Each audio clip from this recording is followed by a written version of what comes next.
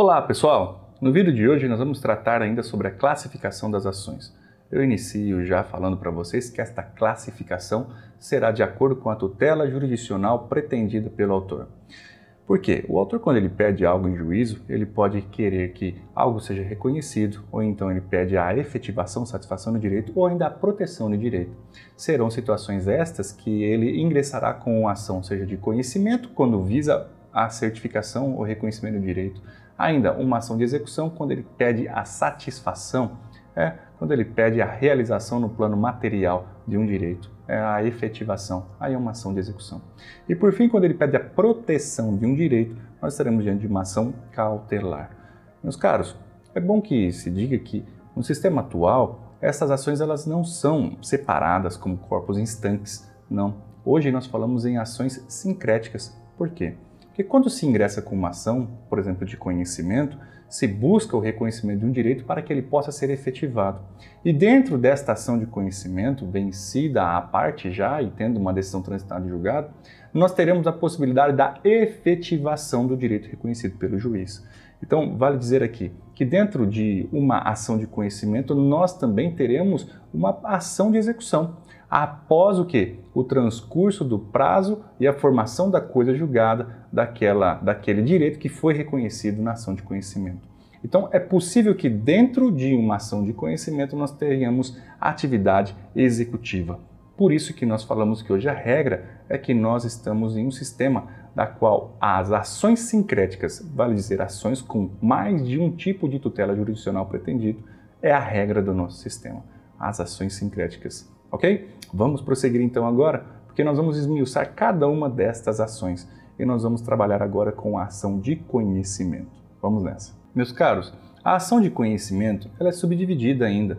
Ela é subdividida em uma ação condenatória, em uma ação pode ser declaratória e também constitutiva. Vejam, aqui nós estamos diante de uma ação de conhecimento que vai buscar o que? A certificação, o reconhecimento de um direito. Portanto, aqui nós teremos uma atividade probatória larga, um contraditório extensivo e ao final desse processo nós teremos uma sentença que pode ainda ser atacada por um recurso e teremos ainda um acordo que poderá sobreviver fazendo coisa julgada, etc, etc. Vejam aqui então, a ideia que eu quero transferir para vocês é a seguinte, que na ação de conhecimento nós temos toda uma atividade de cognição por parte do órgão judicante, porque o juiz ele não conhece dos fatos que aconteceu. O autor está alegando um direito, afirmando ter um direito na sua petição inicial, mas um direito que envolve ele e o réu, e que só os dois têm o conhecimento até então. O juiz, logo, ele precisará conhecer dessa situação fática. Se eu alego que fui atropelado, ou tive um acidente no meu automóvel, acabou tendo um dano, o juiz não é conhecedor disso, ele não estava lá no dia. Eu preciso que ele, a partir de agora, conheça desta situação. E como que eu vou levar o conhecimento dele? Através de uma ação de conhecimento. Aí ele terá a possibilidade de conhecer aquela situação fática e, ao fim, reconhecer se eu tenho ou não o direito afirmado que eu alego na minha petição inicial. Para que ele conheça, é necessário que tenha a contestação do réu, é necessário ainda que se tenha uma produção probatória, que atos processuais sejam praticados. Aqui, pessoal, nestas ações de conhecimento, nós teremos a divisão que eu já disse a vocês. Eu vou iniciar pela ação condenatória. A ação condenatória é uma modalidade de ação de conhecimento, aonde o autor vai pleitear o quê? A realização do reconhecimento de uma prestação. Uma prestação que ele diz que o réu deve para ele. Portanto, a ação condenatória ela está intimamente ligada a um direito a uma prestação. A prestação que você já conhece, estudou lá no direito obrigacional, a prestação que é quando você quer que uma pessoa se sujeite a um comportamento que você exige ao cumprir de um fazer ou não fazer ou dar alguma coisa essa que pode ser quantia, dinheiro ou diferente de pecúnia. Estas são as prestações. Uma ação condenatória, pessoal, ela visa exatamente isso, o cumprimento de uma prestação. Quando você ingressa com uma ação condenatória, você está ingressando para que o juiz condene o réu a cumprir com esta prestação. E é importante você ligar esta prestação a outros conceitos do ramo do direito civil, pois estão umbilicalmente ligados aqui. Quando falamos em prestação, você tem que lembrar de pretensão. Porque a pretensão, ela nasce, segundo o artigo 189 do Código Civil, quando se tem o direito a uma prestação violada. A pretensão que nada mais é do que o poder de você exigir em juízo o cumprimento da prestação. Por isso, então, que aqui nós falamos, dentro do contexto das ações a uma prestação, nós falamos da prescrição. Porque a prescrição, que é a perda da pretensão em razão do decurso do tempo, faz com que você seja atingido no ajuizamento de uma ação condenatória. Você até pode ajuizar uma ação condenatória, mas se a tua pretensão estiver prescrita, não vai redundar em nada, porque o juiz nunca irá reconhecer que você tem direito àquela prestação que você alega ter. Então, pessoal, as ações condenatórias, elas entram neste cenário em que você vai pedir a prestação, o cumprimento da prestação. E o juiz reconhecendo que você faz jus a esta prestação, então ele assim condena em uma sentença. E aqui o detalhe, porque eu não disse a vocês que hoje o sistema é ações sincréticas, a regra não é a ação ser sincrética?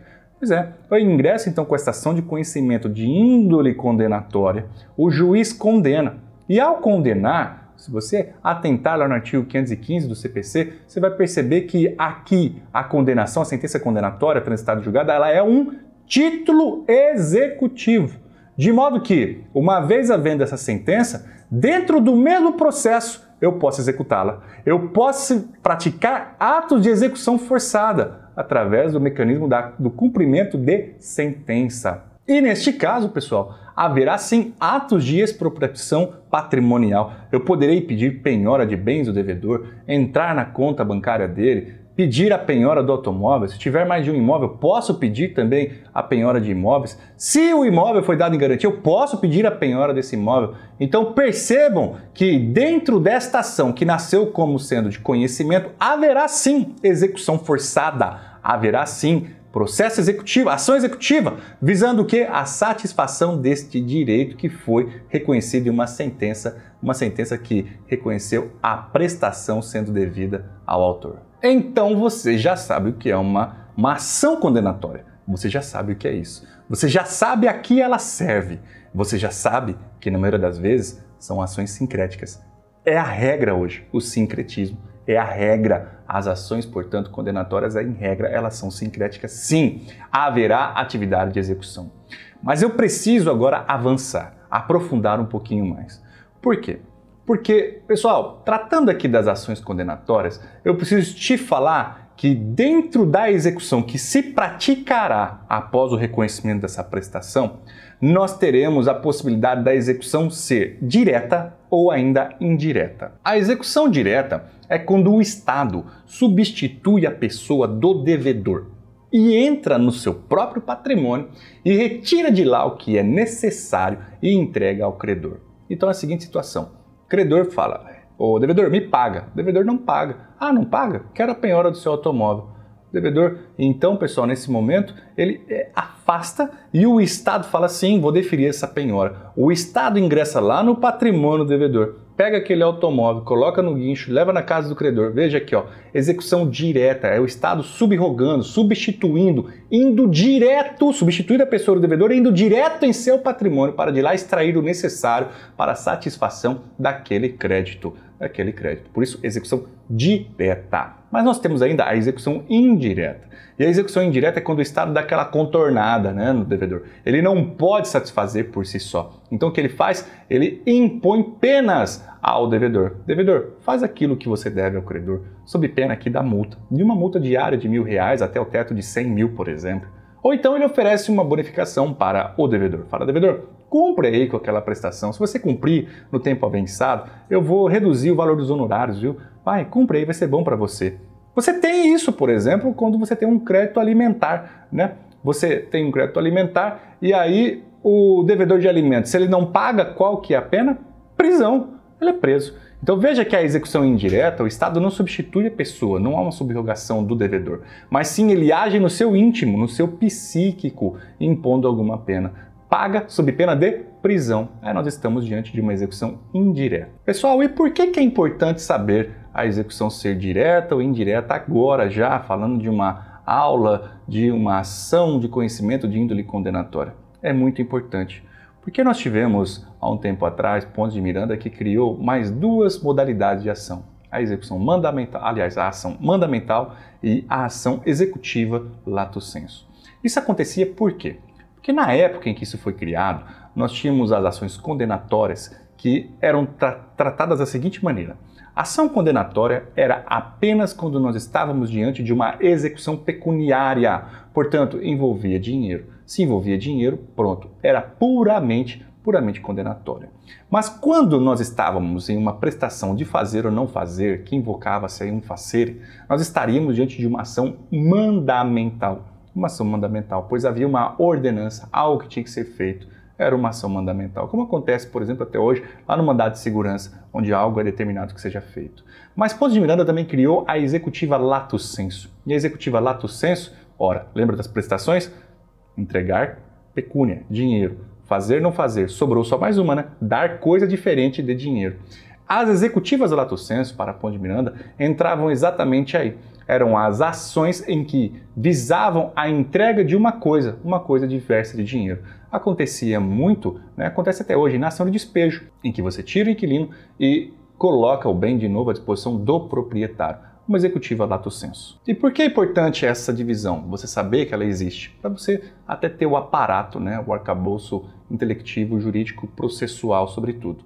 Pessoal, porque lá antigamente, quando você tinha uma ação de um pagamento, você visava o pagamento de uma quantia, você tinha que ingressar com uma ação novamente, né? Você tinha o reconhecimento através de uma ação condenatória, o juiz condenava. Quando ele condenava, você pegava aquela sentença, entrava de novo com uma ação agora de execução. As demais, pessoal, elas eram o quê? Elas eram sincréticas. Quando o juiz ele decretava lá o despejo, né? Condenava o pagamento, não pagou, então vai ser despejado, era nos mesmos autos. Então nós tínhamos aqui uma executiva lato sensu que era sincrética. E a mandamental também. Quando o juiz impunha algo, ele impunha ainda tinha uma pressão psicológica, era praticamente uma ação mandamental, era uma ação sincrética também. Mas com a evolução do processo civil, e hoje nós estamos aqui em 2020, falando sobre a égide do CPC de 2015, acabou essa história de ter o reconhecimento de uma pecúnia, de uma prestação pecuniária e ingressar com uma nova ação. Não, hoje a regra é o quê? Que eu estou batendo nessa tecla desde o início do vídeo? É o sincretismo. Hoje a regra é que é sincrética. Então, esta classificação ela fazia sentido há 20, 30 anos atrás. Hoje, ela já não faz tanto sentido. Por quê? Porque todas as ações hoje, elas são sincréticas. Elas são condenatórias, uma mandamental nada mais é do que uma condenatória, que vai impor o quê? Uma prestação de fazer ou não fazer. Uma executiva lato sensu, ela também é uma condenatória, porque ela vai impor o quê? Um cumprimento de uma prestação de dar uma coisa diversa de dinheiro. E ainda sobrou a condenatória, que dizia-se ser pura, né? Dizia-se ser pura, que é a condenação do pagamento em dinheiro, pagamento pecuniário. Mas hoje, pessoal, tudo isso é dentro da mesma coisa, da mesma gaveta, né? Digamos assim. Não faz sentido você dividir em gavetas diferentes, sendo que vai redundar sempre na mesma coisa. Haverá o reconhecimento do autor a uma prestação essa que já será cobrada nos mesmos autos, através de uma execução forçada, porque nós estamos diante de uma condenatória que nada mais é do que uma ação sincrética. Então, pessoal, é preciso que isso fique claro para vocês. Por isso que hoje a doutrina majoritária ela subdivide as ações de conhecimento em 3 apenas. Não faz sentido ser em 5, como pretendia lá no passado, como disse o próprio grande professor Pontes de Miranda, né? A condenatória, a constitutiva, a declaratória, a mandamental, a executiva lato sensu, porque tanto a executiva lato sensu como a mandamental estão inseridas dentro da própria ação condenatória. Por isso que aqui me valo da opção trazida pelo professor Frederick Didier Jr., que corresponde à doutrina majoritária nesse sentido, em que as ações de conhecimento são classificadas em 3, por isso classificação ternária e não quinária, sim ternária. As ações são condenatórias, as ações são constitutivas e ainda declaratórias. No vídeo de hoje eu foco apenas na ação condenatória, que inclusive é a mais extensa e que eu preciso que você tenha gás para poder trabalharmos com as demais ações. Então, qualquer dúvida, você pode deixar aí no seu comentário. Eu espero que você tenha gostado desse vídeo, deixando o teu like, porque eu vou ficando por aqui. Se você ainda não é inscrito no canal, se inscreva, ative as notificações. Na próxima aula eu vou dar continuidade e vou continuar falando ainda sobre a ação declaratória e também sobre a ação constitutiva. Posteriormente, eu ainda vou me valer da ação de execução e vamos trabalhar um pouquinho com as cautelares. Nos vemos no próximo vídeo então, pessoal. Até mais!